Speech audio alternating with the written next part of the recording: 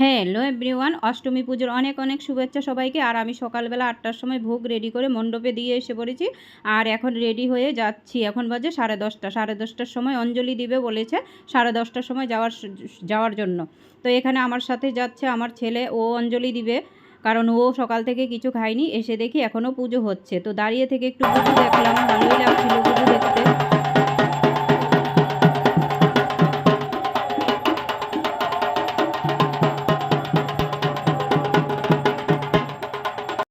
আর এই দেখো এখানে কত ভিড়, মানুষের জন্য দাঁড়াতে পারছিলাম না, আর প্রচণ্ড গরমও লাগছিল। তারপর আমাদের দিয়ে দিয়েছে ফুল আর বেলপাতা অঞ্জলি দেওয়ার জন্য। তো আমরা তো অঞ্জলি দিয়ে দিয়েছি, আর একবারে সবাই দিতে পারিনি, কারণ এত ভিড় ছিল, একবারে সবাই দিতে পারিনি।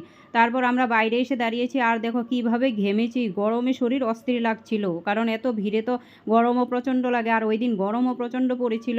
তারপর আমি ছাতা নিয়ে যাইনি, আর এই দেখো এত রৌদ্রের ভিতরে শাড়ির আঁচল মাথায় দিয়ে তারপর বাড়িতে আসলাম।